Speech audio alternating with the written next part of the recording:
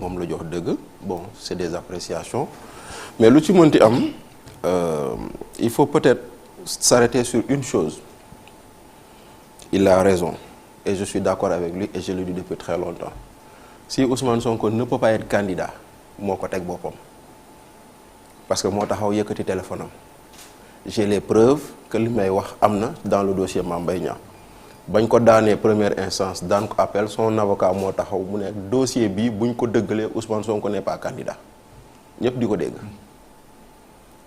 waxi Adji Sarr bañ ko taxawee kaay wuyu ji mu ne wuyuwuñ ma nañ wax les choses telles qu'elles se sont passées mu dem Ziguinchor ay ndawam jëw barricade këram wër ko ne doo wuyu ji kon moo demul bisu procès bi son avocat taxaw ne may leen ñu dem jëli ko quitte à l'amener par force donc c'est des faits bu ñu la ci daanee mu am contumace yaa tooñ sa bopp boo taxawee nga ne yow da nga am preuve ni diw luubal na alalu réew mi ñu woo la pour nga setal sa nga prouver ni luubal na alal réew mi ñu woo yaa tooñ sa bopp maintenant foofu lañ toll on est maintenant à jouer un match gis nga pour faire simple da nga naan équipe du Sénégal ñoom Sadio Mané ak ñoom Kalidou Koulibaly ñooy football ak Lesotho ñu mënee Lesotho 5-0 match bi des 5 minutes ngay laaj ndax est-ce que Lesotho mën na gagner match boobu lii yëpp ay guddal jël la. c'est encore possible là. mais non xoolal Mohamed. c'est encore possible bu ñu naxantee. tant que le coup de sifflet final. non c'est-à-dire il reste 5 minutes tu es mené 5-0 on joue les arrêts de jeu. sauf un miracle tu ne peux pas gagner. mais but ci seconde lay dugg. oui d'accord but ci seconde d'accord naa mais sauf un miracle tu ne peux pas gagner laa wax. maintenant libre à vous de croire au miracle. kon c'est-à-dire kon su ma la déggee mooy da nga jàpp ne du bokk ci élection. du bokk jarul sori du bokk. et ci fan nga ko teg Bachir. si ñaari yëf. benn. non wax naa ko léegi nee naa leen avocat am nee na bu daan bi confirmé du bokk xam nga loolu waxi avocat am la muy benn.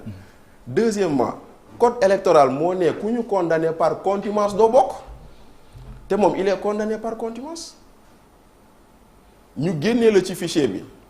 léegi yow ngay bëgg a duggaat ci fichier bi foofu lañ toll ñu dem football benn match parce que j'aime souvent prendre les kii là match aller nga mëne 1-0 gars yi dem porter réserve ñu ne match bi ju baaxul joué waat leen ko ñu war a dem tribunal grande instance le 12 alors que le dépôt des parrainages commence le 11. Oui. Qu'est-ce qui va se passer au tribunal? Deux choses benn justice mu ne Ousmane Sonko ta radiation est illégale ou justice mu ne non la radiation est légale. Si on donne raison à Sonko l'agent judiciaire refait un recours démarre Cour suprême. Si on donne raison à l'agent judiciaire Ousmane Sonko dem recours Cour suprême avec les délais. Oui. C'est impossible boo bokkul ci fichier bi munoo dem élection kon moo tax may la match bi 5-0 yu ci toll nii ak 5 minutes yu ci des. kon yow ci temps bi nga ko teg quoi. mais pas sur les faits. non mais les faits montrent que Sonko n'est pas dans le fichier électoral. d'accord donc mais ba tey mën na bokk ci élection yi parce que lépp mu ngi dépendre ci décision Cour suprême. décision boobu noonu. le temps que ça arrive. parce que fu mu toll nii décision première instance lay doon. le juge peut vider l'affaire le même jour. le juge peut mettre en délibéré. d'accord une fois que l'affaire est jugée bu boobaa décision bi génn. La partie qui n'est pas d'accord, selon le code de procédure pénale, a 10 jours pour faire appel. Pour aller en pourvoi en cassation. Oui. Donc, 10 jours, nous devons pourvoi en cassation. Nous avons Cour suprême. Et on leur donne un délai pour donner leurs moyens de défense. Nous allons atteler le 10, le 12, des 10 jours. Oui. Le 22. Le temps de vider l'affaire. Et au plus tard, le 7 janvier, la liste des candidats day génn. te pour dem conseil constitutionnel bu amul parrainage doo ci bokk. absolument te parrainage pratiquement ñu te parrainage bi jeex na. c'est une course contre la montre. c'est une course contre la montre. non c'est une course contre la montre. et timing boo xamante ni peut-être c'est calculé sànq maa ngi dégg Abdourahmane de même ko Fofana ñu ngi wax mais dafa am étape yu bëri yoo xamante ni sauté nañ ko. dañ koy résumer pour faire loin de moi l'idée de défendre qui que ce soit man je reste sur les faits en tant que journaliste. tey bi nga xamante ni ñu ngi wax muy dans l'affaire Mame Mbaye Niang et tout c'est vrai qu'il a fait une déclaration devant les caméras et micros wax li nga xamante ni moom la ci wax def ay accusations maintenant gis nañu également àtte boobu noonu ni mu demee ba ñu daan ko ci foofu xëy na dañuy jàpp ni am na ci wàll responsabilité kenn mënu ko génnee ci mbir mi la responsabilité moo xam ba Ousmane Sonko elle est entièrement engagée ci dossier bu mu ci mënti doon que ça soit muy dossier contre Adji Sarr ak Ousmane Sonko sànq dafa ñëw di juste ci dossier Adji Sarr bi que ni dañ ko woo d'accord ba bañ na dem mais nañ xool loolu presque moom mooy dernière étape li nga xamante ni moom moo di procédure boobu noonu parce que avant lui-même il le disait sur un plateau télévisé que ni tey yàkkamti na ñu toog ci kanamu yoon ak yooyu noonu mais dafa am benn sentiment boo xamante ni moom moo dugg ci ginnaaw gi mooy sentiment man ñii ma jàkkaar lool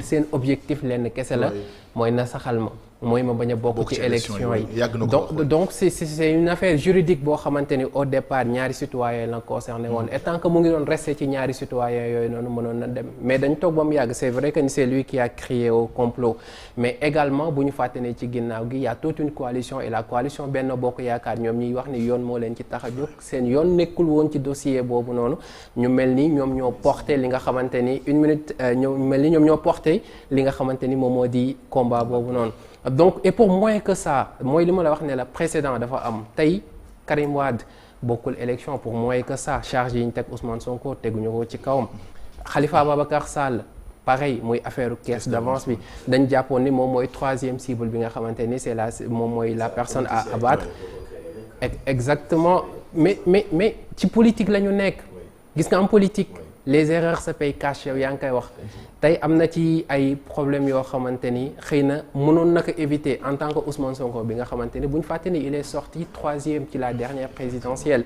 il a eu 15% ci li nga xamante ni moom moo di ñuy voté et dans l'histoire politique du Sénégal il y a que 7 personnes ñoom ñoo atteindre 15% ci présidentielle boo xamante ni am na donc c'est un candidat très sérieux tey am na ci yoo xamante ni lu mu waroon def peut-être mooy toppatoo fi mu démarré ñëpp gis ni il y a un autre parti boo xamante ni ñëw na indi lu bees jur yaakaar également parce que révolution bi nga xamante ni mu ngi ko doon woote réforme yi nga xamante ni mu ngi ko doon def tax ndaw yi topp ko mais à un moment donné lui-même il s'est senti menacé il s'est dit que ni il y a des obstacles yu ñu may tegal et que peut-être c'est la seule manière de résister la manière elle est bonne ou non ce n'est pas à moi d'en juger mais ce qu'il faut dire c'est que ni am na loo xamante ni mu ngi fi. da nga jàpp ne baaxul.